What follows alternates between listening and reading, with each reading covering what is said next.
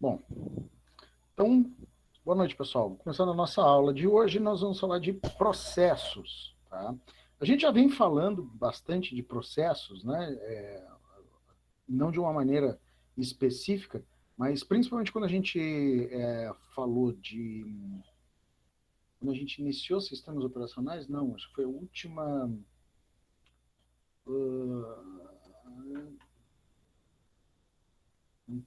acho que foi a última aula que a gente teve da parte que falava de arquitetura de computadores, a gente falou um pouco de processos, né?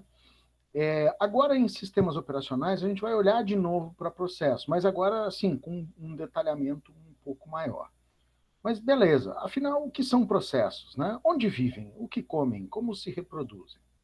Afinal, o que são esses processos? Né? Vamos ver qual é o conceito básico de processo. O que é um processo? Dentro da computação, né, dentro de sistemas operacionais, processo é uma abstração utilizada para designar a execução de um programa. Então, quando eu falo de processo, eu tenho que pensar sempre em um programa em execução, ou seja, é um conjunto de códigos que está sendo executado naquele instante. Tá? Porque um programa no disco é só um programa. Um programa carregado na memória e sendo manipulado, né, interagindo com a CPU, ele é sim um processo. Bom, então, uma das coisas que a gente tem que colocar, que a gente tem que ter em mente, né, é o conceito de thread, né, de thread. A thread é uma cadeia de execução, ou seja, é um conjunto como é, de instruções encadeadas, né, ou um conjunto de processos encadeados que eu tenho em execução. Normalmente a gente vai falar de conjunto de instruções, né, uma thread. Esse processo ele tem um estado, tá certo? E ele vai utilizar um conjunto de recursos do sistema. Tá? Um programa individual em execução, ou seja, uma instância de um programa, a gente pode chamar também de tarefa, task ou job, né? Também é muito comum a gente ver. Ele é uma entidade ativa, ou seja, ele muda de estado. Né? Eu tenho um programa carregado na memória e as suas instruções sendo executadas pelo processador, ele vai mudar de estado, né, ao longo do tempo. Então, ele vai estar em execução, ele vai estar realizando uma operação de entrada e saída, ele vai estar em espera, né, ele vai ficar fazendo essa transição. E cada processo possui não, né? Possui um bloco de controle de processo junto ao sistema operacional. Então, o que acontece? Cada processo que eu tenho, né, em execução concorrentemente também tem um conjunto de instruções que gerencia a alternância desses processos. A gente já viu isso em outras oportunidades. Justamente por quê? Porque alguém tem que organizar a fila, alguém tem que organizar essa turma, né, para que tudo dê certo. Qual é a diferença de processo em programa? Eu já dei esse spoiler para vocês lá. O processo ele é um programa em execução. O processo ele é dinâmico, ele muda de estado. O programa ele é estático. O programa é um conjunto de código armazenado em algum lugar, né, em alguma unidade de armazenamento, ou em memória, mas fora de uso. Bom, aqui eu falei para vocês que cada processo possui um bloco de controle de processo junto ao sistema operacional. Então, uma parte do processo, uma parte daquele código ali que está em execução, ele é responsável por conversar com o sistema operacional, né, para que esse processo possa ser gerenciado. Por exemplo, a gente está vendo aqui nesse desenho, nesse diagrama aqui, a memória principal, né, que é esse retângulo comprido aqui, Tá? E aqui do lado direito, eu tenho os meus processadores, os registradores do processador, tá certo? Eu tenho o meu processador e as regiões de armazenamento que a gente tem ali. Tá? Só um minutinho.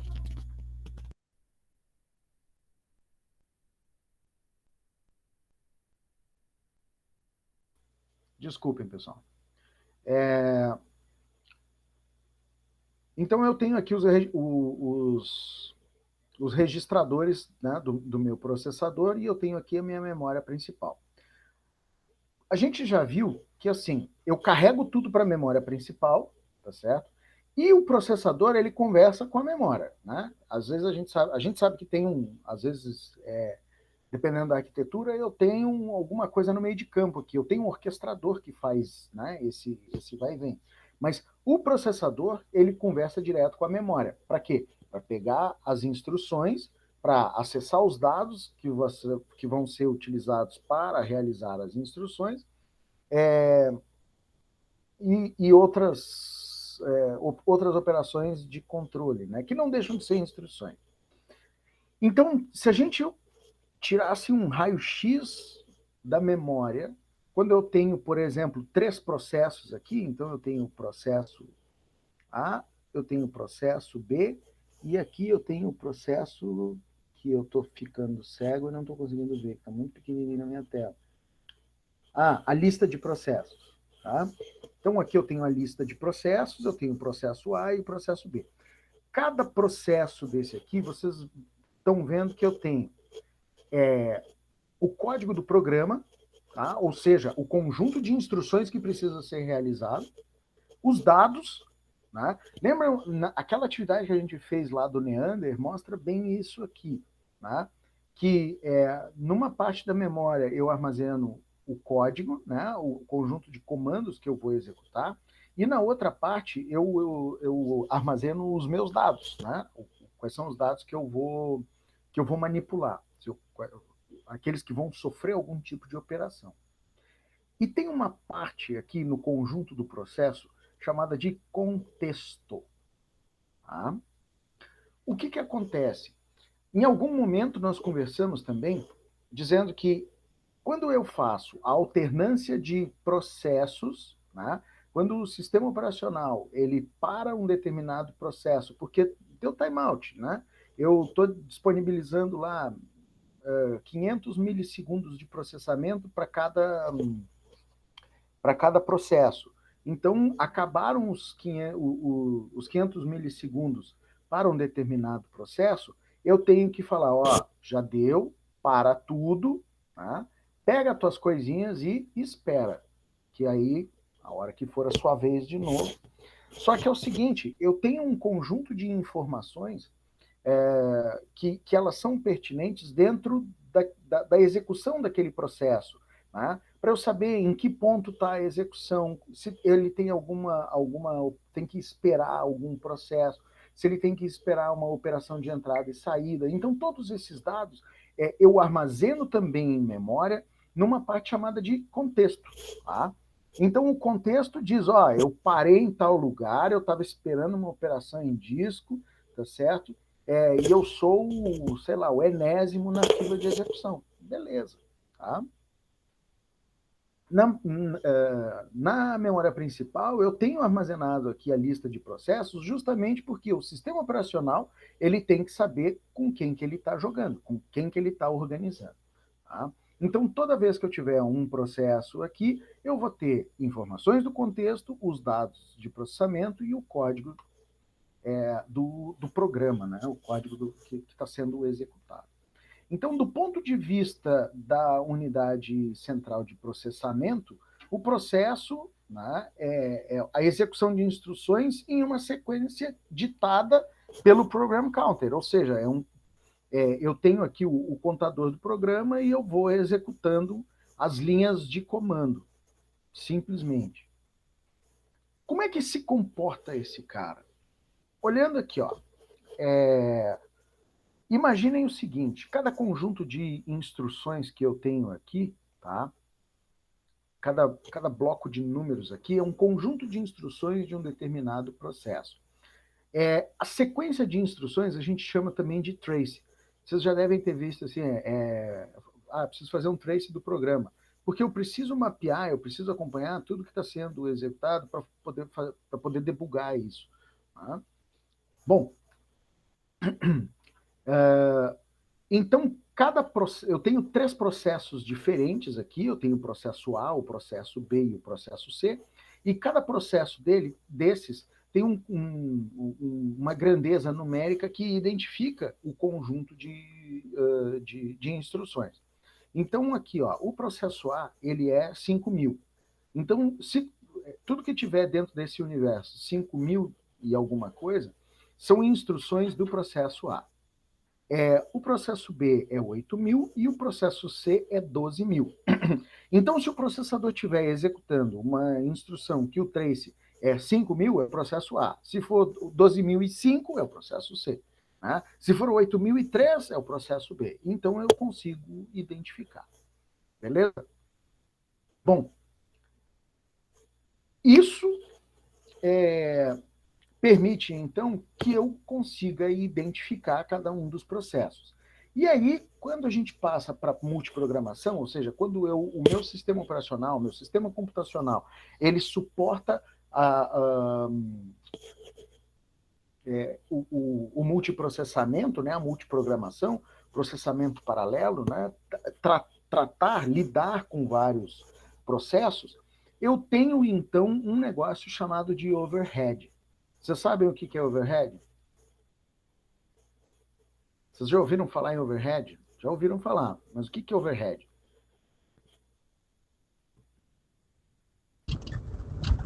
Não sei. Não faz assim. O que é overhead, pessoal? Traduzindo, sobrecarga?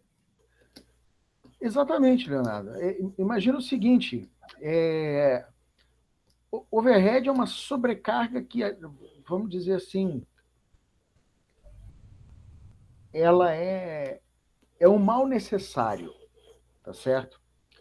O overhead é uma sobrecarga de dados ou de execução, de processamento ou de qualquer coisa, mas é um adicional que eu tenho, né? É uma sobrecarga no processamento que eu tenho para poder fazer o tratamento desses processos. Se nós observarmos aqui, se eu fizer um trace, tá? De todas as instruções que estão sendo executadas pelo processador ao longo do tempo, a gente vai ver que eu começo com o processo A aqui, ó, com o conjunto de instruções 5.000, eu vou executar 6 instruções e eu vou ter um timeout aqui. Tá? Bom, quando eu dou timeout, eu tenho que pegar todas as instruções, todo o contexto, e os dados que eu tenho desse processo A, jogar para a memória e carregar o contexto e os dados do processo e as instruções do processo B. Então a gente vai ver aqui, ó, que eu tenho um conjunto de instruções que elas são da grandeza 100. Eu tenho aqui, ó, 100, 101, 100, ou seja, eu tenho mais 6 instruções aqui, tá? Que não são de processo nenhum, que, na verdade, elas são do sistema operacional fazendo toda essa transição de contexto de processos. E aí aqui, ó, eu vou executar as instruções do processo B, 8.000, 8.001, 8.002, 8.003. E, pum, eu tenho aqui, acho que é um I/O. Eu tenho uma operação de entrada e saída aqui, tá? Que ficou atrás do balãozinho. Aí, de novo, eu tenho um overhead, eu tenho uma sobrecarga para poder fazer a transição para o processo C. Então, aqui, ó, eu tenho 6 operações que elas são necessárias para fazer a transição do processo. Isso aqui também consome tempo de CPU. Então, sim, um sistema multiprogramado, ele tem esse lado ruim da coisa. Para eu conseguir lidar com vários processos em paralelo, eu tenho que tratar da orquestração, eu tenho que ter um regente da orquestra, né, que vai dizer, agora é você, agora é você, agora é você. E isso consome tempo de processamento, tá bem? Então, o overhead, ele acontece porque eu preciso fazer escalonamento, ou seja, eu tenho que alternar os processos da CPU. Isso impacta em velocidade de memória, no número de... aliás, isso sofre impacto, né? Da velocidade de memória, número de registradores e instruções especiais. Então, a partir do momento que eu precisar ter mais desempenho, eu tenho, num sistema multiprogramado, eu tenho que olhar para esses três elementos. Tá? Por quê? Porque a velocidade da memória ela impacta também. A partir do momento que eu tenho um ciclo de processamento e acesso à memória para poder fazer essa transição de contexto de processo, né? Quanto mais rápido, né? Por óbvio. Certo? Entenderam esse conceito aqui? E a parte mais importante é que eu tenho, sim, overhead de processamento. Quanto maior o número de processos em maior é a sobrecarga que eu tenho para poder fazer essa transição. Tá? E aí, dependendo de cada sistema operacional, ele gerencia essa alternância de uma maneira, ou então a quantidade de tempo de processamento dedicado a cada um dos processos. Então, eu posso ter, sim, uma queda, quanto maior o número de processos, eu vou ter uma queda significativa de desempenho do sistema operacional. Como fazer uma demonstração prática disso? Tá? É bastante simples. Laboratório em casa. Abram o Google Chrome, que é furioso em consumo de memória. Comecem a abrir abas. Abre uma aba, entra no site do Terra, abre outra aba, entra lá no Clique IBS, abre outra aba, entra no Correio do Povo, abre outra aba, abre o Lojas Americanas, abre outra aba, entra lá no site da Black Fraud, né, e vai abrindo abas. Cada aba é um processo. Cada aba ela é tratada como um processo. Vocês já observaram o gerenciador de processo o Chrome tem um gerenciador de processos, né? Deixa eu ver se aparece. Vocês conseguem ver todas as abas. Aqui. Vamos ver se...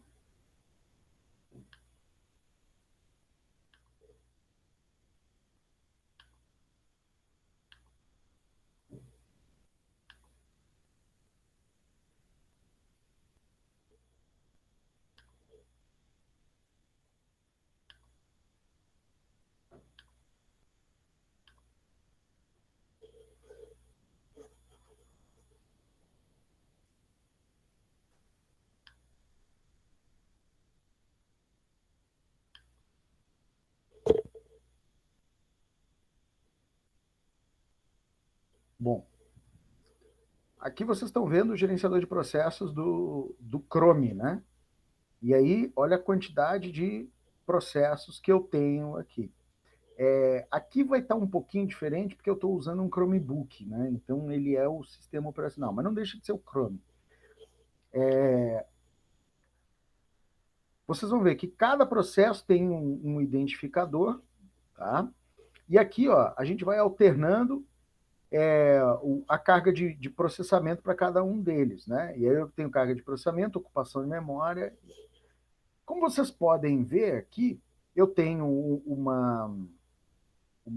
a guia do MIT aqui, que tem 3 processos, tem 3 subprocessos, né? 3 forks, para poder gerenciar tudo isso. E está me consumindo 140% de CPU. Tá? Então,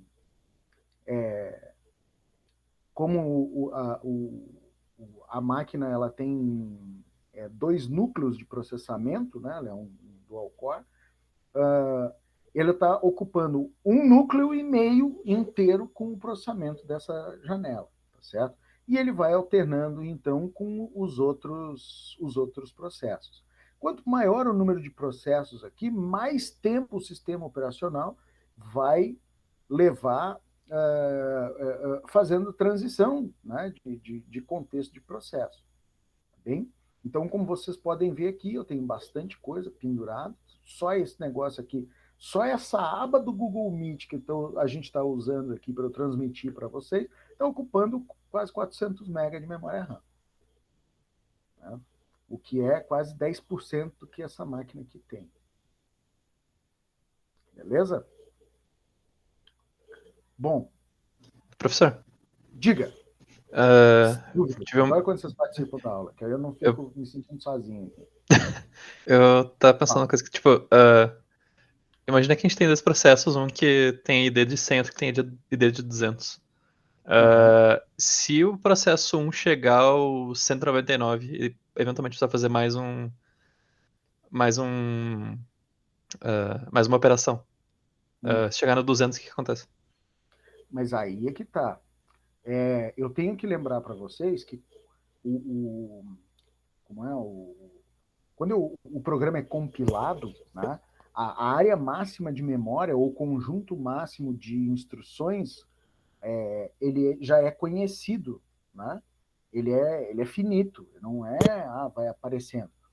E aí o que vai acontecer? Cada novo subconjunto que eu precisar, cada novo subprocesso, cada fork desse, vai ser um processo diferente que vai receber.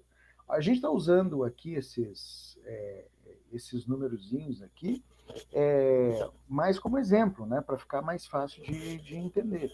Mas eu já sei que o meu programa lá vai ter, sei lá, 100 mil linhas de código, ou 100 mil instruções. Né? E aí eu vou alocar já a memória para isso. Entendi. Entendeu? Não Entendi, é algo dinâmico, assim. Quer dizer, é semidinâmico, né? A partir do momento que eu crio um novo processo, eu já sei qual é o conjunto total de instruções que eu vou ter. Beleza, obrigado. Entendeu? Não, Nicolas, sistema operacional para servidor. Todos os sistemas operacionais funcionam assim. Essa lógica de funcionamento ela é universal. Tá? Tirando os sistemas que são sistemas de processamento em batch, né, em lote, que aí esse overhead é muito pequeno, né? Porque eu não faço, eu só troco de um processo para outro quando ele acaba. Eu começo a executar um processo, um programa, eu termino, a partir do momento que ele terminou tudo, zerou, aí sim, descarrega e eu carrego o próximo. Meu overhead de orquestração é menor. Mas sistemas multiprogramados, e aí nós estamos falando de todos os sistemas operatórios, todos, 99,99999% dos sistemas operacionais modernos, né, que a gente usa no dia a dia, eles são multiprogramados e têm essa mesma lógica. Viu, Nicolas?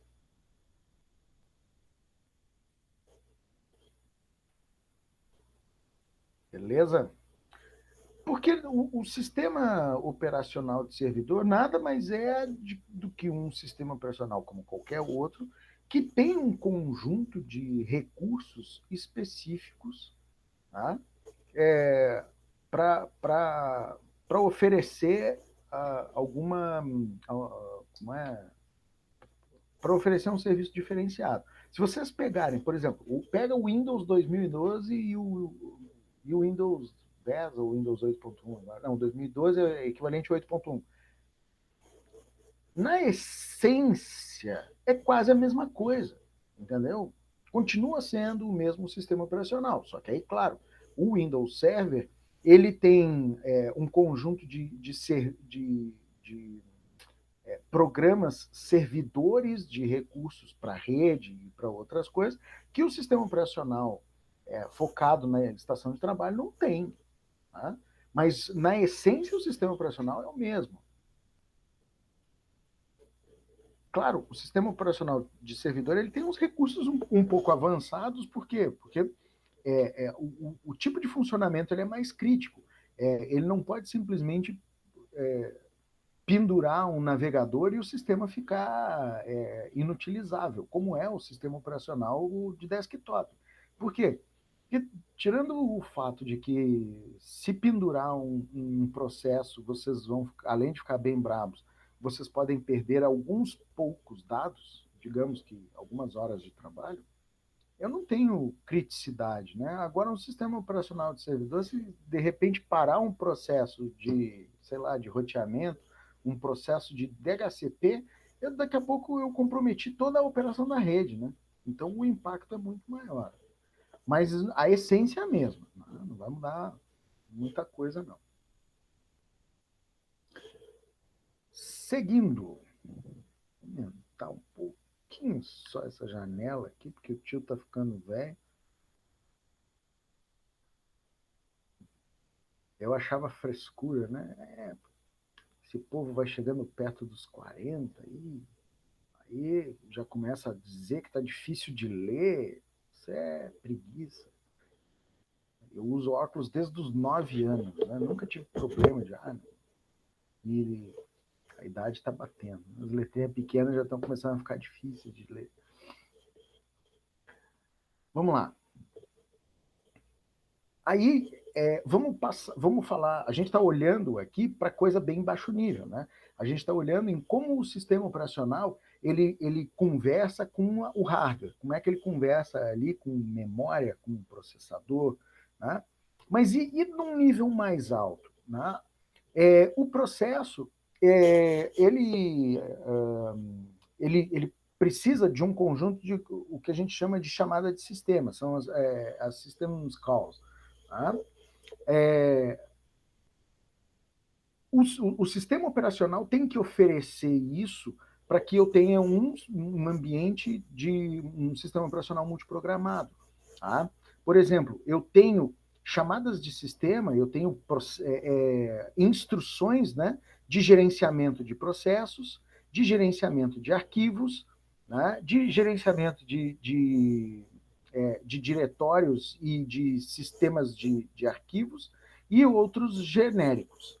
Então, eu tenho aqui as minhas chamadas, por exemplo, na parte de gerenciamento de processo, isso aqui está em C, tá?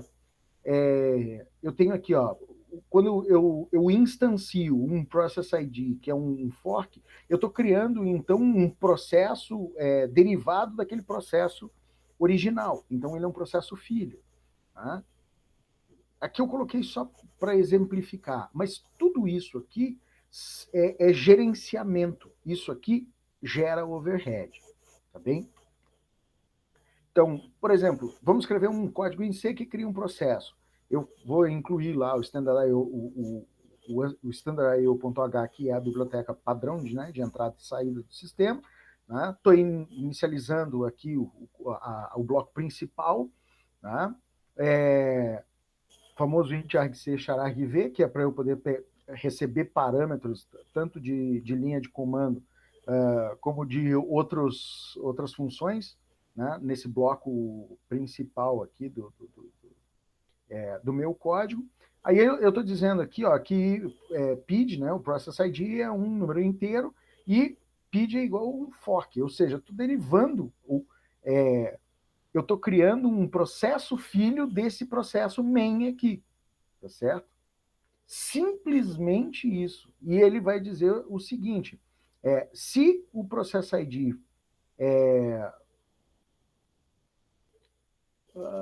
cadê? Se o processo ID for menor que 0, né, o fork falhou. Se o PID igual a 0, acho que está ao contrário isso aqui. Se o process ID for igual a 0, não, está invertido aqui. O process ID igual a 0 é um processo filho. Tá? Não, tá certo. Se o processo ID for igual a 0, o processo filho. Se não, é o processo pai. E aí aqui ele espera a conclusão do processo e sai. Então aqui é só uma demonstração bem tosca. Isso aqui é só uma demonstração bem tosca de uma instanciação de um novo processo. Então, está executando o código aqui e eu mando ele dar um fork. Eu simplesmente gero um processo filho, né, de um determinado processo pai. Voltando a aquela... Não, deixa eu ver se eu... Não fechei. Né? Uma alternada. Tem uma coisa que eu não gosto no Google Meet, que você não consegue simplesmente alternar a tela que você está apresentando, né? Ou pelo menos eu não sei. Eu estou apresentando uma janela, eu tenho que descompartilhar para compartilhar a janela nova.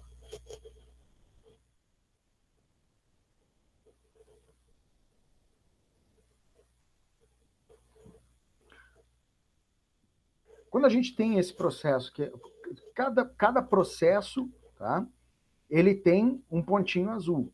Se o pontinho tiver espichado aqui, né, é sinal de que esse processo aqui, ele tem processos filhos. Então, essa tarefa do guia do Meet aqui, ele tem esse processo e esse processo, que são processos derivados daquele bloco ali. Então, em algum momento, houve um fork para cada um desses novos. Beleza? Para a apresentação, volta aqui, janela.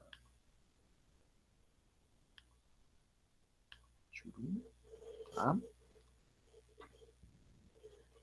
Bom, a gente falou que o processo ele tem um comportamento dinâmico, tá certo? Então, ele sempre eu vou ter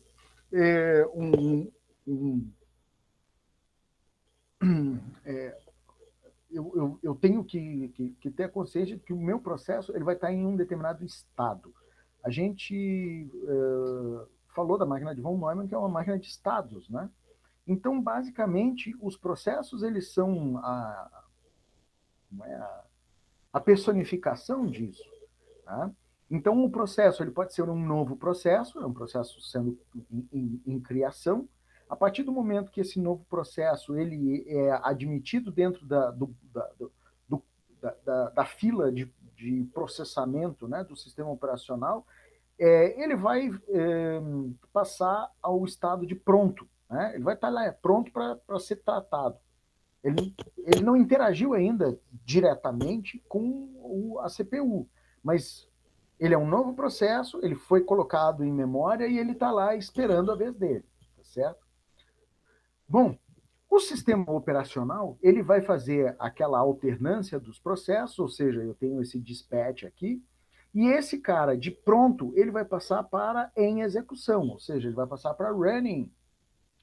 Se eu tiver um timeout, ele vai voltar e vai ficar em ready. Ele vai ficar pronto, esperando para uma nova execução. Tipo assim, ó, vai lá, beleza, volta aqui e espera.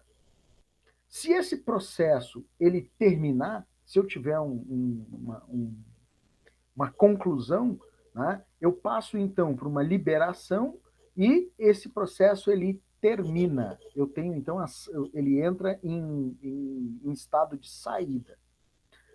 Ou, né, se esse processo ele está executando, ele está em execução, tá? E ele precisa esperar por um evento, ele precisa esperar por uma interrupção, ou ele precisa esperar por uma entrada, uma operação de entrada e saída, o que acontece? Ele passa então para o estado de bloqueado. Ele fica bloqueado, ele não está pronto para ser executado, ele fica bloqueado, ele fica parado, esperando alguma coisa acontecer. Tá? Quando o evento acontece, pum, ele vem aqui e volta de novo para o estado de pronto. Eu não sei se eu vou conseguir aqui. Ai, ai, ai. Exatamente isso aqui que a gente está falando. Deixa eu ver se eu consigo executar o socinho aqui. Cadê o socinho? Download.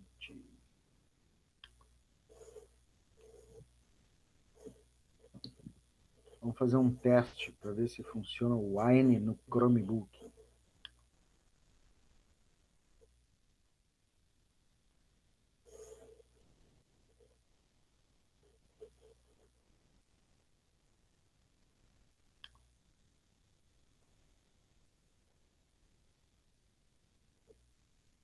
Respirem fundo. Estamos no meio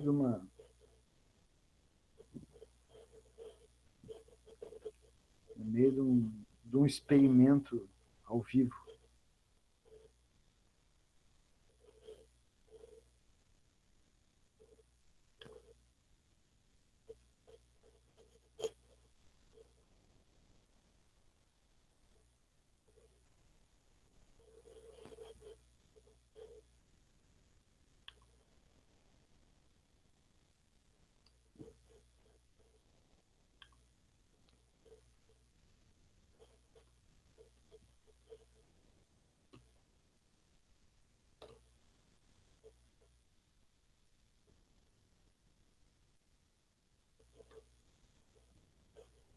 Demorar um pouco.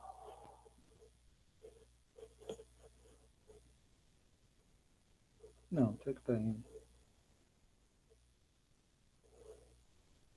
Instalando o Wine.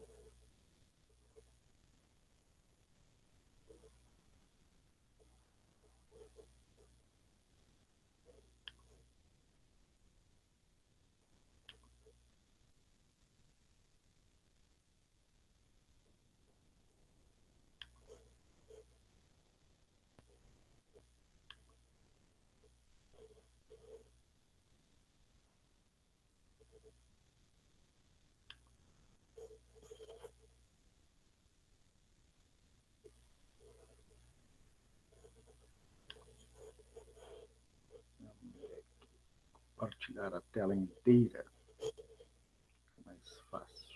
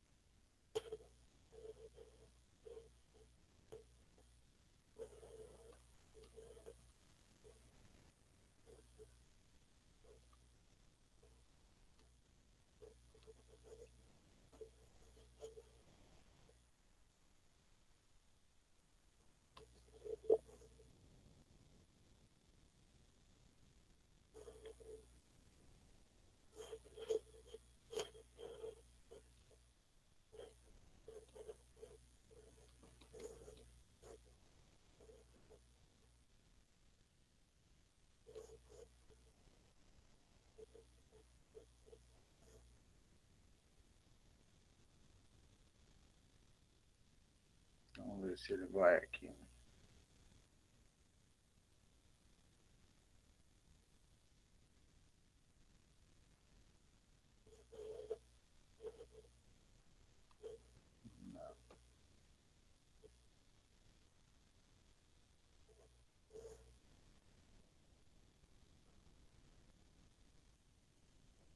Que legal, não tem Wine 32 bits pro...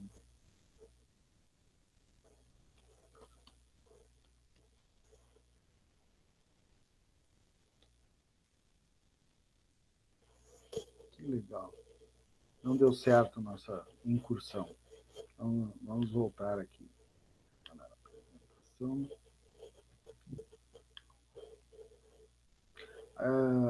A gente tinha utilizado numa das nossas aulas o SOSIM, né? O SOSIM, que aí a gente ia criando os processos e a gente ia vendo como é que o sistema operacional ia tratando. Tá?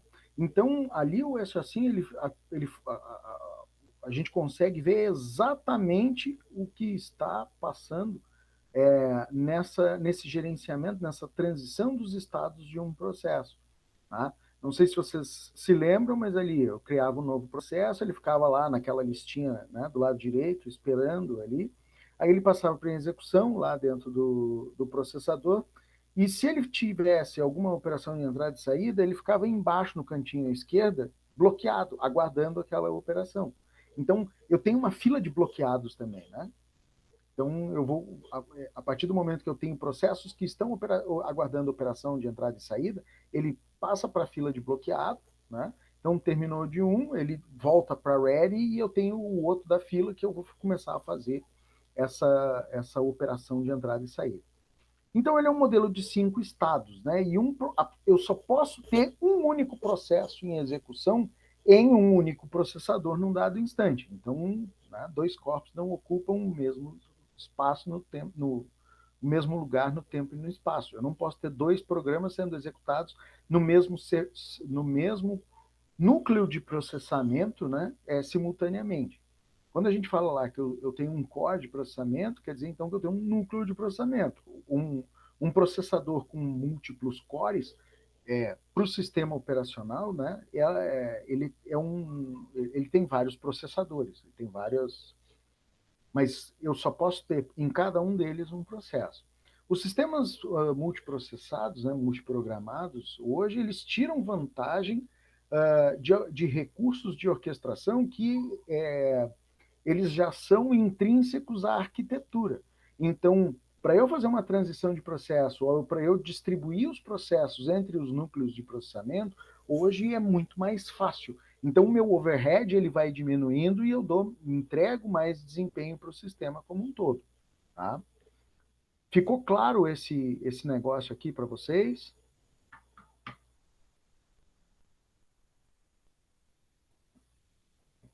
Sim, não, talvez. Morreram todos, mas passam bem. Para mim, sim, senhor. Eu lembro bastante do programinha lá que mostrava os processamentos. Uhum. Isso era. Então, assim, isso aqui é todo. É a teoria por trás daquilo, né? Mas aí a teoria já num nível um pouco mais alto. E esse é o bacana da coisa. Bom,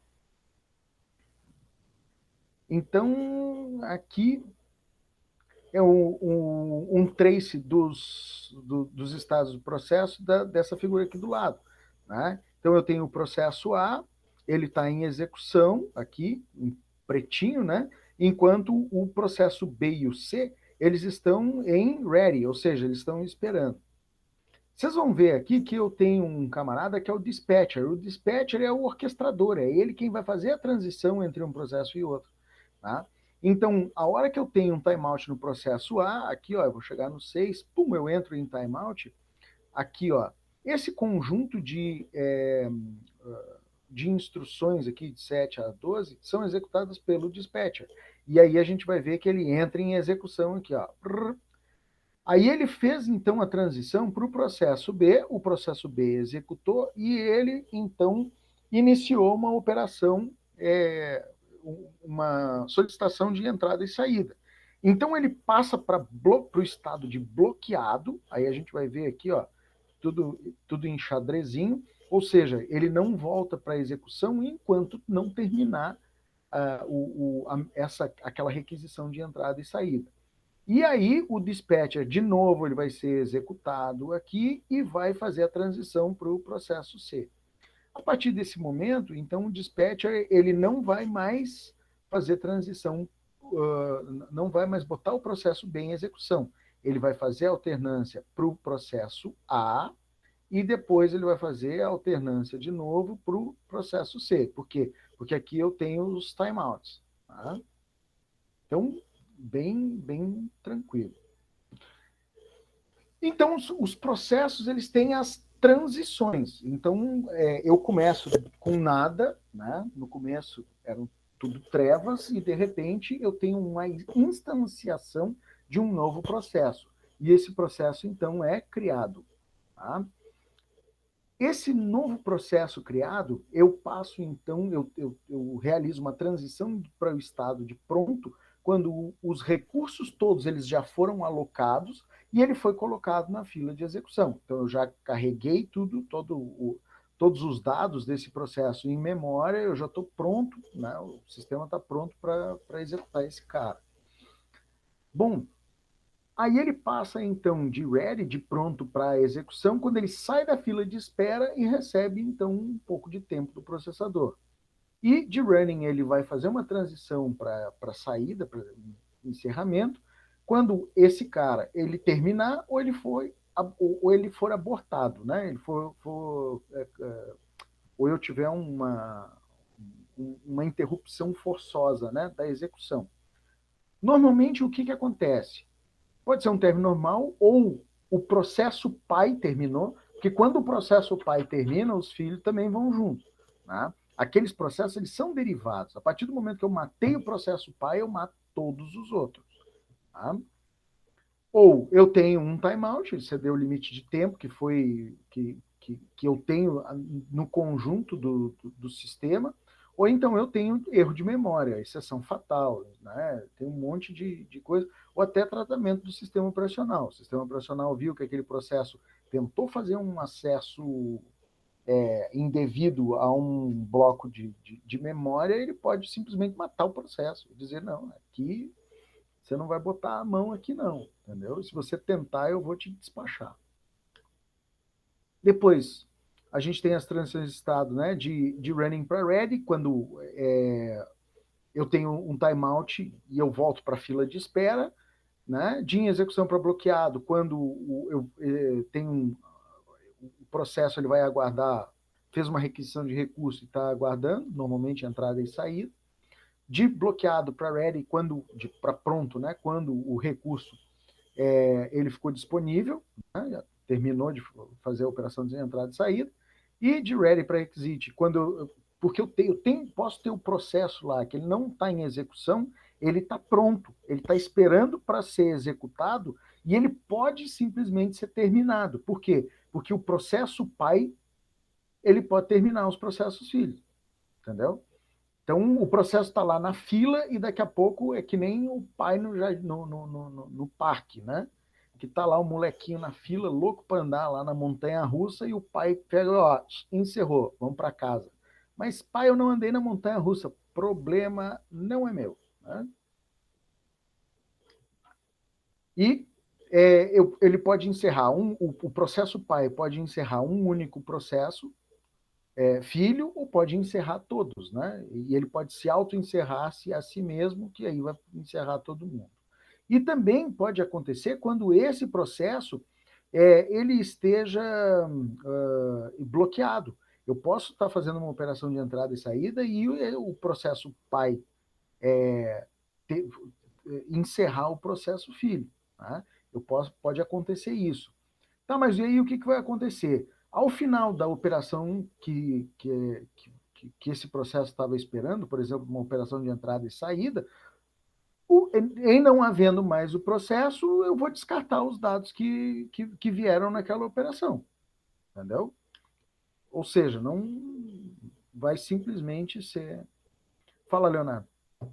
Ou um exemplo de um recurso que ele fica bloqueado, aguardando, é como se eu estivesse abrindo um campo para busca e aí o sistema ficaria esperando eu buscar alguma coisa? Algo assim? O que seria Não, pensa isso em mais baixo nível. Por exemplo, quando você abre como é que chama no Windows lá? O gerenciador de arquivos. A hora que você clica lá em cima de C, tá? O processo aquele ali que mostra a janelinha bonitinha, ele fez uma solicitação de entrada e saída para ler o conteúdo daquele disco, né? E perguntar qual é a lista de diretórios e arquivos que o sistema de arquivos tem. Então aconteceu ali uma operação de entrada e saída, entendeu? Porque assim, é muito rápido, né? Mas quando vocês clicam lá em cima do C2 pontos lá, ele dá um solucinho assim, né? Até aparecerem Sim. Então é esse tempo do solucinho. Beleza. Entendeu? Ficou mais claro. Ficou. Eu não tinha ideia certa do que seria esse tempo de espera, mas então O tempo de espera é quando vocês clicam para executar, por exemplo, para abrir o navegador. Eu vou abrir o Chrome ou o Firefox ali, tá? porque o resto não dá para considerar navegador. Aí, vocês clicam e tem um tempo de espera, né? Tem o tempo de carga. Uma boa parte desse tempo de espera é o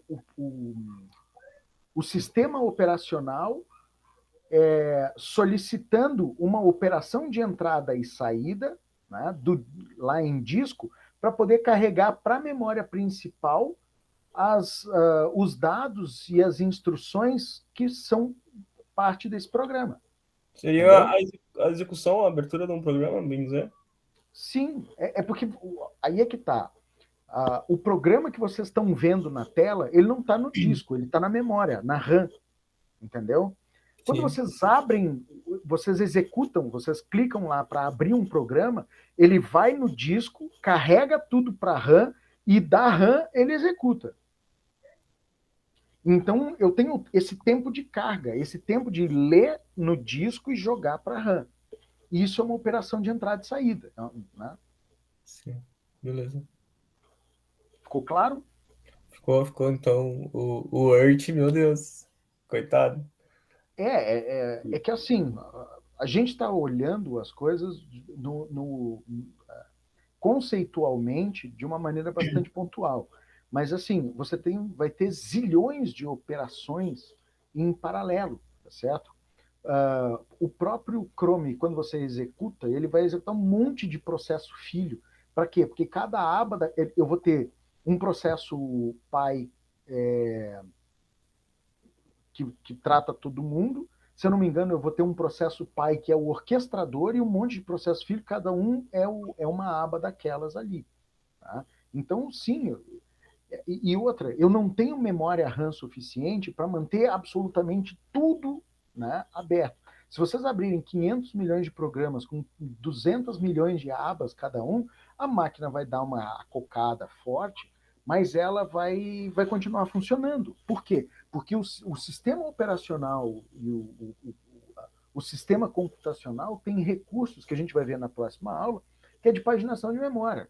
Eu não consigo carregar tudo na memória RAM, então eu vou criando páginas que eu vou alternando, e eu vou fazendo operação. Eu faço swap em disco, eu tenho um monte de coisa, né? Então, ligar o computador é um eterno processamento com espera de entrada e saída. Você falou do Google Earth, cara. Primeiro que você tem que pegar e carregar um monte de coisa em memória RAM, e não é pouco, né? Segundo, que o que não for o que não vier do disco tem que vir da rede. Então, bem ou mal, eu vou acessar o meu socket. O sistema operacional ele recebe dados da rede como se fosse um arquivo, um socket de arquivo, assim, só que ele vai recebendo em tempo real. Tá?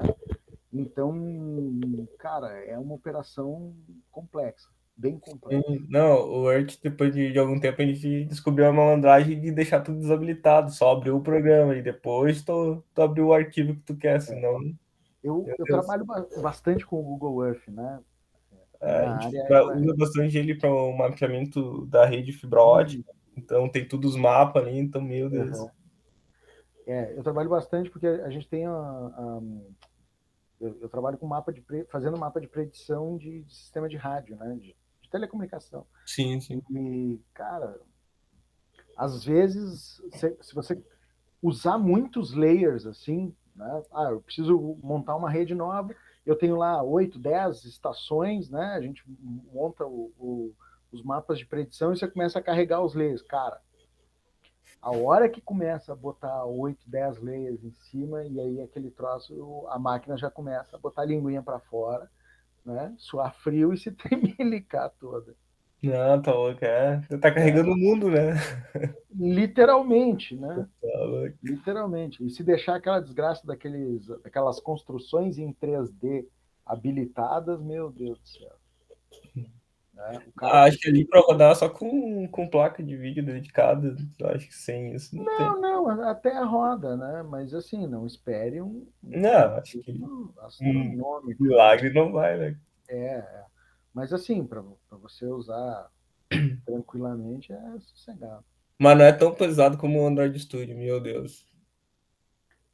Bom, como a minha área não é muito de programação, e o que eu trabalho com programação é mais.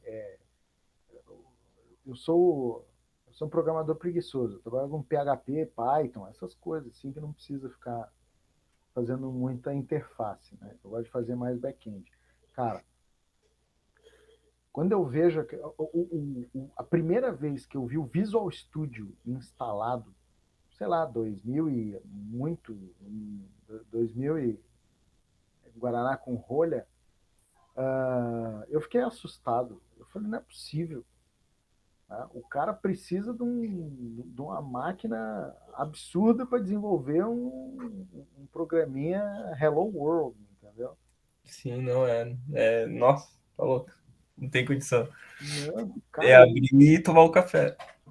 eu uso eu aprendi a usar o tal do PyCharm, que eu já acho pesado pra caramba, porque eu gosto mesmo é do Sublime Text, entendeu?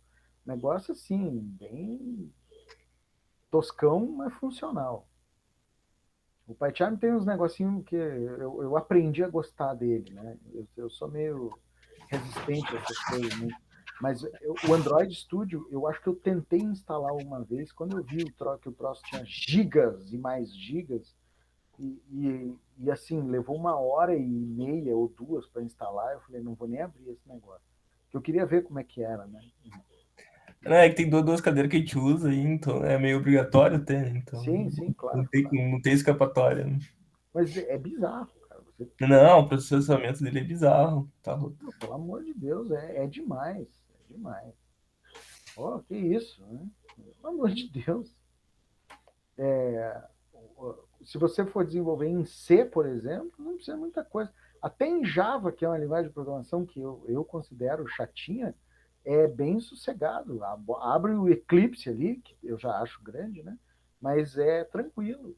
Agora, não, o Android Studio, Visual Studio, pelo amor de Deus. Nem quando eu programava em Delphi na faculdade era tão pesado. Vocês estão rindo? Eu achava que Delphi era a nona maravilha do mundo, né? Isso aqui é a pós-modernidade. Aí estamos aqui em 2021, quase 2022, e eu pensando, Delphi é um negócio pré-histórico. E aí você se dá conta que tá velho, né, cara?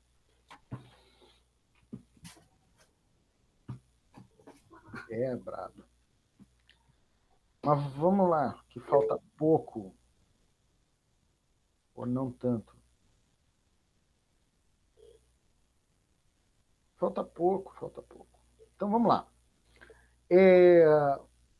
Para a gente reforçar aqui, né?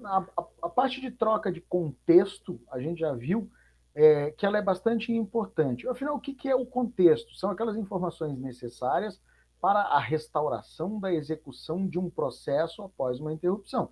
Então, a gente já viu lá que estava em execução, terminou o tempo dedicado para a execução, né? Eu tenho que pegar as minhas mochilinhas, né, daquele processo, jogar para a memória e esperar. Então, a troca de contexto é exatamente isso. Então, quando eu mudo de qualquer. Como é. Ai, meu Deus. Eu tenho que ter a troca de contexto quando eu tenho qualquer processo em execução, né? E que vai mudar vai sair de execução e vai ou para espera, ou vai ficar em espera, ou ele vai ficar bloqueado, ou em espera não, ele vai ficar pronto, ou ele vai ficar bloqueado, né? Ou ele vai sair. E quando, claro, né, quando eu estou carregando o contexto do novo processo que vai passar para a execução. Tá? Como a gente já falou, troca de contexto é overhead, porque depende de recurso de hardware também. Eu preciso fazer processamento. Tá? Quando é que eu tenho troca de contexto? Interrupção de relógio, deu timeout, ó filho, acabou a tua vez, agora é a vez do Joãozinho ali. Interrupção de entrada e saída, então vou fazer uma operação de I/O, eu passo então para bloqueado e eu preciso trocar de contexto. Quando falta memória, então eu preciso fazer essa transição, quando não tem mais memória, eu vou usar paginação em disco, ou, enfim, eu tenho que fazer alguma maracutaia. Bem ou mal, falta de memória me dispara um outro processo para tratar a falta de memória. Então, eu tenho mudança de contexto. Ou então, quando eu tenho alguma trap, né? Eu tenho um erro de execução, e aí aquele processo vai ser despejado, ele gera uma exceção, né? Ele vai levantar uma trap, uma armadilha ali, que eu vou, então, realizar a mudança de contexto. Né?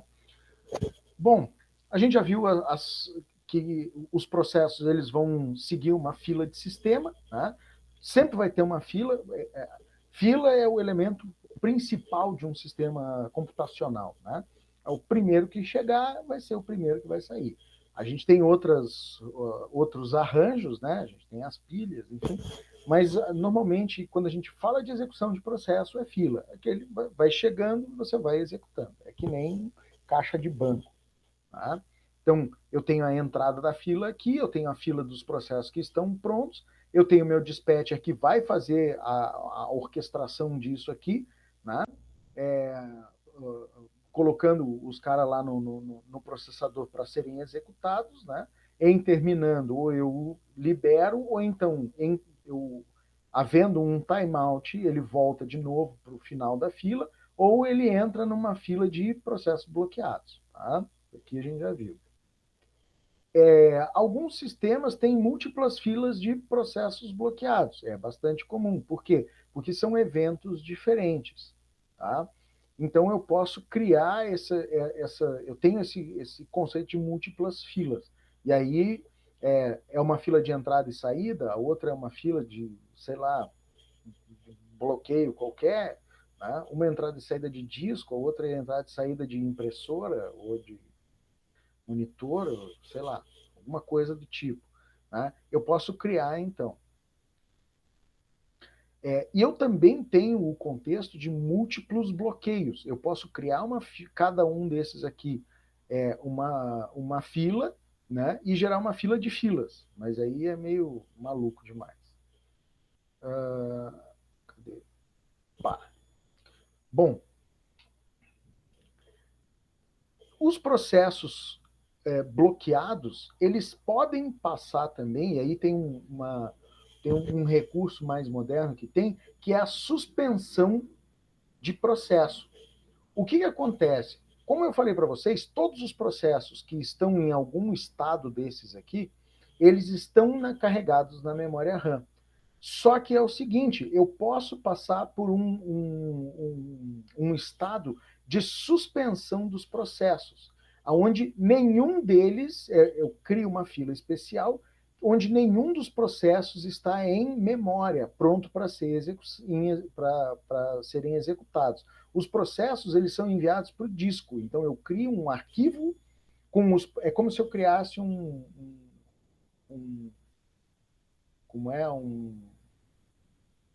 uma estampa da memória no disco, tá certo?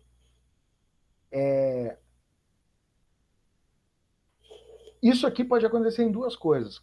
Quando eu coloco a máquina para suspender, tá? Eu pego o contexto de todos os processos e jogo num arquivo, em disco, tá? E na memória eu fico carregado o básico do sistema operacional para quando vocês abrirem a tela ali ou apertarem o power, ele vou carregar de novo tudo aquilo que estava em memória desde a hora que a máquina foi suspensa. Tá? Ou quando eu preciso fazer swap em disco, né? Quando eu tenho mais, quando os meus processos que estão em execução, né, que estão dentro que estão prontos para serem executados, eles requerem muito mais memória física do que eu tenho. E aí eu preciso fazer swap, eu preciso usar aquela memória virtual, aquela que vai no disco. Então, aqueles processos que não estão na fila para serem utilizados, né? Eles estão em segundo plano, eu suspendo eles, eu coloco eles em disco, né? Eu tiro da memória RAM e vou usar só aquilo que está realmente sendo necessário. Tá? E aí a gente tem, então, o conceito de suspensão de processo. A partir do momento... Só que aí é que está. Qual é a essência, a diferença essencial aqui? O processo está em execução. Deu timeout, eu jogo de volta para a memória com o contexto. Tá? E ele fica pronto, está pronto para execução. Se daqui a pouco eu preciso liberar a memória, porque eu tenho um processo mais furioso, ou um conjunto de processos mais furioso que precisa desse espaço, eu posso jogar esse processo para suspensão, principalmente se ele tem prioridade baixa. O que eu faço? Eu pego o contexto, os dados e as instruções e jogo para um arquivo em disco. Só que eu estou gerando, então, uma operação de entrada e saída, e a gente já viu que operações de entrada e saída, elas são as operações mais lentas que a gente tem no nosso sistema. O que é Pascal? O que é Telmo? Não entendi.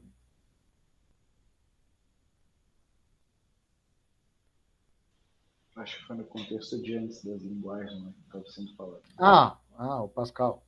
Mas sem H. Na verdade, é que eu não vi... Estava viajando na maionese aqui, não vi o Telmo escrever ali. O Delphi é o Visual Pascal, né? Você cria as telinhas e botava tudo Pascal embaixo. Era legal, cara. Eu não sei por que não vingou muito. Dava para fazer muita coisa interessante. Eu fiz muita... Eram bons tempos da programação, né? Hoje em dia, uns negócios malucos.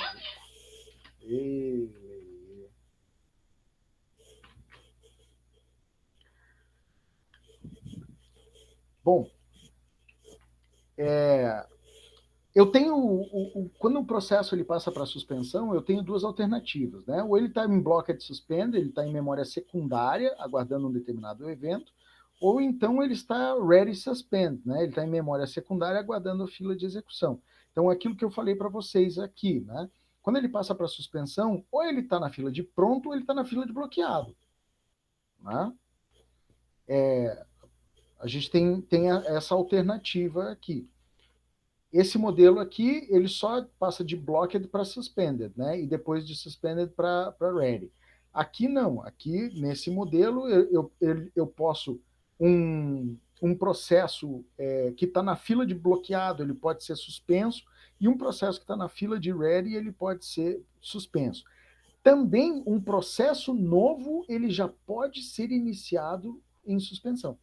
Tá? Isso é um outro arranjo que a gente tem de gerenciamento desses processos. Tá?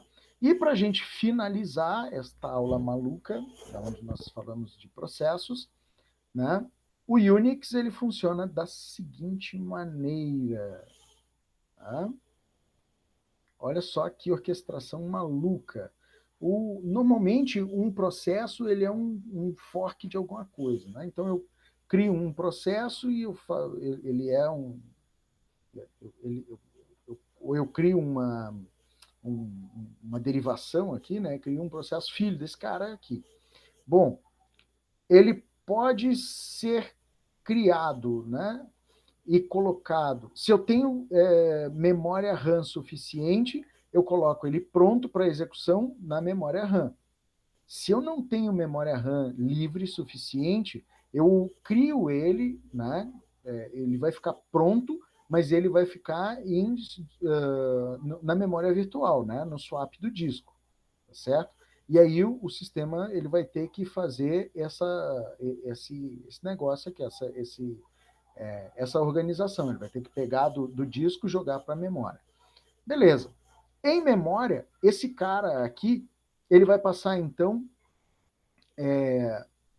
ele vai passar para execução. Né? Ele vai entrar aqui, ó, kernel running, né, e user running. Eu tenho dois... Lembram que eu tenho lá os processos que rodam em modo usuário e em modo supervisor. Então, o kernel ele vai pegar o processo, ele vai ver qual é o nível de preempção, ele vai ver se aquele processo ele tem maior prioridade ou não, né? Vai jogar, então, para a execução do usuário. Tá? Se esse processo precisar fazer alguma interrupção, ele vai interagir com o kernel, tá certo? E vai voltar para o user running, ou então esse cara vai ser vai receber vai receber um pé na bunda, né? Vai tomar uma saída e vai virar um processo zumbi, que a gente chama. Tá? Ou então ele vai receber um comando de sleep, que aí ele pode ficar em memória, ou seja, terminou o seu tempo de execução, entra na fila de espera, né? Que pode ser em memória ou então em swap. Tá certo? Então, bem ou mal, isso que a gente viu, né? É genérico. O Unix, a única coisa que tem, e que agora o Windows Server, se eu não me engano, do 2000 em diante também tem, é a capacidade de preempção. Né? O que é? É eu dar um nível de prioridade para esse cara. Né? Eu tenho um nível de criticidade para determinados processos que eu dou um bico em todo mundo, né? E eu dou mais tempo de CPU, ou eu trato ele com uma prioridade mais alta quando ele vai fazer alguma coisa. Né? Então, esse cara vai entrar mais vezes na fila. É a fila VIP. Né? Então, beleza? E aí, pessoal, como é que foi para vocês? Tranquilo? Bastante conteúdo, mas eu acho que essa parte aqui é conceitual bem simples. Fiquei pensando agora, quando temos problemas de um processo, precisamos matá-lo. Onde pode ser o problema? Um monte de coisa. Exatamente, né? Eu tava olhando aí, cara. É que o cara... É aquela velho papo, né? A gente vê isso no dia a dia direto, né? Mas Sim. Quando tu vai estudar o conceito, cara, é muita coisa, cara. Isso que é legal dessa disciplina, é que, assim, vocês nasceram já usando computador, né? A maioria de vocês aqui nasceu ou no apagar das luzes dos anos 90 ou no começo dos anos 2000. Né? Então, vocês já nasceram com um computador na mão, né? Já era popularizado. Eu sou do tempo da computação romântica, né? Nem tanto, quer dizer, eu já peguei, não peguei a computação da pedra, eu peguei a computação romântica mesmo, aonde a gente tinha que descobrir como é que as coisas funcionavam. Tá? Até estava conversando com um amigo que é mais velho, né? Ele é do tempo da era pré-cambriana, né? Para ser mais exato. E a gente estava conversando, a filha dele, eu acho que deve ter uns 20, 22 anos, e ele estava reclamando lá, né? Cara, a molecada hoje em dia se relaciona com a tecnologia de uma maneira diferente que a gente se relacionava. Vocês já saem usando, vocês principalmente as gerações mais novas, já são usuários, como é... São usuários natos dessas ferramentas. A gente teve que aprender como é que a coisa funcionava. Então, principalmente quem hoje trabalha na área de TI, tem um pouco mais disso. A gente teve que entender o que tinha por trás para poder usar, porque era muito difícil usar.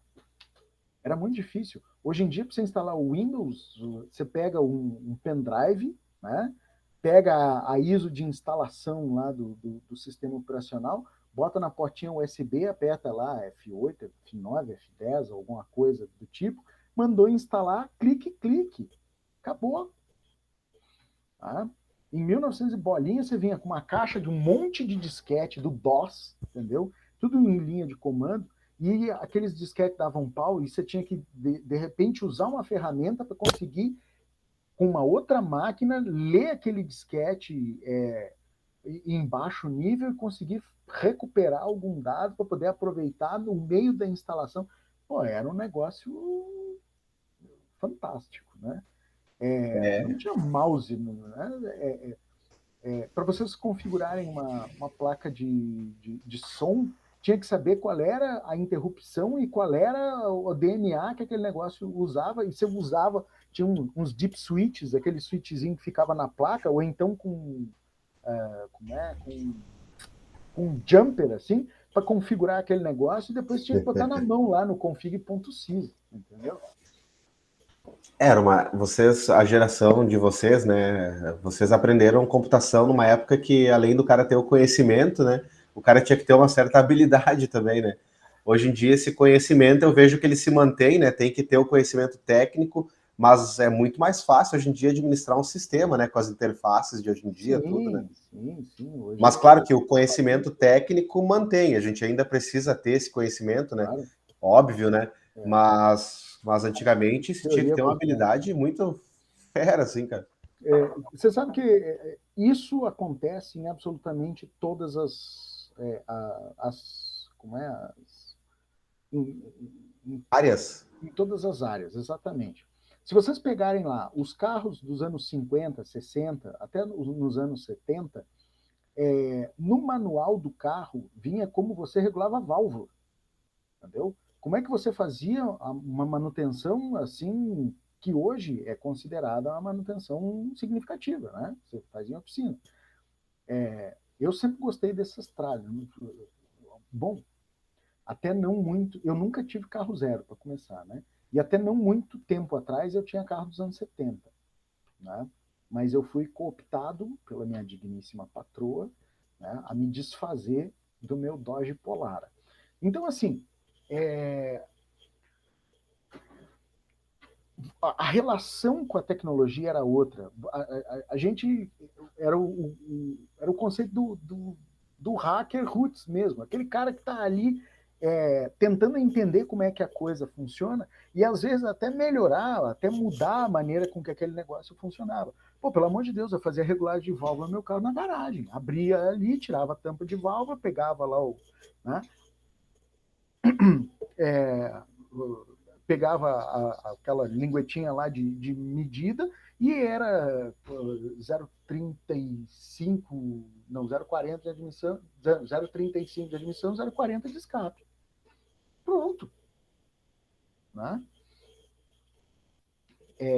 Hoje em dia é muito difícil você ver isso. Só que é o seguinte, poucas pessoas tinham carro naquele tempo. Né? Lá nos anos 50, 60, era um negócio que nem todo mundo tinha, eram poucos que tinham, ou tinham dinheiro, ou então tinham que fazer a manutenção em casa. Né? Hoje em dia, carro é commodity. Você chega ali, claro, tá muito caro, né? Mas assim, você chega ali, compra o carro e usa, e tem lá um plano de manutenção e tal. Né? Eu acho isso muito ortodoxo demais. Eu gosto mais, eu sou mais roots. Aqui em casa eu sou meio maluquinho. Né? Agora, com o advento da tecnologia, eu tenho scanner, tem um monte de coisa. Desgraça, né, cara? Bueno, mas... Então, pessoal, era isso. Espero que tenha sido interessante essa aula aí para vocês. Acho que alguns aí, pelo que eu vi, conseguiram entender o contexto todo, né, o porquê das coisas. É interessante quando a gente vai chegando mais para o final da disciplina, vocês começam a ver por que a gente viu cada um daqueles elementos lá. Tá? O porquê. E aí você começa a fechar o conceito. E olha para os sistemas operacionais, para os sistemas computacionais, né, de uma maneira um pouquinho diferente. Show? Show de bola. Ô, professor, quando é que vai ser a nossa AS? AS. Não sei se o senhor tem uma previsão só assim, só pra gente... Não, tem deixa eu só puxar o calendário. Eu pretendo dar uma olhada novamente nas aulas aí, então, só para eu me organizar minha agenda aqui. Deixa eu só... Eu estava com tudo aberto. Cadê o plano de aula aqui? Cadê?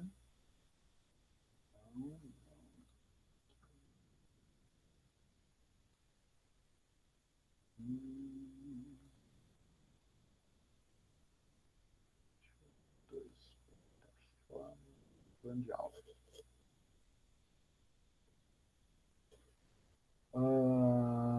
3 de dezembro. Beleza, vou botar na agenda aqui já. Obrigado. Tá? 3 de dezembro. Mas se vocês pegarem lá, no calendário acadêmico, tem lá as semanas, né? Às vezes até a gente desencontra, assim, né? acho que semestre passado, que eu estava dando um caminhão de disciplina, teve algumas que a gente ajustou, até porque senão ficava um horror, né? Todas as provas na mesma semana e com, né, o Thelma e o Wagner e quem é que mais que estava? E o Matheus. Sim, fazia toda a disciplina, né? Fazer as 4 disciplinas. Aí a gente dava uma desencontrada, mas nunca vai sair muito disso. Mas essa disciplina vai ser 3 de dezembro. Tá? A gente tem mais uma aula de gerenciamento de memória aí. Que essa é bem legal. E aí depois... Não, beleza. Eu perguntei mesmo porque, sinceramente, na última prova eu deixei para dar uma relida em cima e o tempo fica curto durante a prova e aperta, né? Por mais que o cara possa dar uma lida ali na hora da prova, fica tudo em cima e então eu pretendo me organizar antes para essa aí. Posso te fazer uma pergunta? Claro. Há quanto tempo você é meu aluno? Bah, faz bastante tempo já, não tem desculpa, né? Mas eu Pelo amor de vou me Deus. organizar antes nessa aí. Que eu me lembro aqui, ó, por baixo, Wagner, tem acho que uns 2 anos, cara. É, exatamente. Bah, cara, eu tô numa correria, trabalho, faculdade, tudo, então eu tô com agenda agora, cara, senão eu não consigo me organizar, cara. O Thelma tá ali há Sério, 2 cara, anos. até dia que eu vou estudar eu boto na agenda, cara, senão eu não consigo, cara. Não, eu sei, tá complicado, tá bravo. E eu não sei, cara, esse fim de ano tá meio... Eu tô achando que tá todo mundo meio agitado. Não, tá louco? Lá na empresa, lá a gente era 2, lá o cara pediu demissão, lá, meu colega lá, eu tô ferrado agora, bah. Aí virou a Equipe. Virou a equipe, vão contratar outro, só que, bah, até pegar um Sim. cara, ensinar, bah, tá complicado, assim. Tu vai ficar uns 4, 6 meses engatado aí. Ah, tá louco. Isso faz parte. É isso aí. Bem-vindo ao time. Galera, Tá, tudo de valeu. bom para vocês aí, um bom descanso, bom final de semana a todos. Valeu. Valeu, senhor. Obrigado aí. Falou.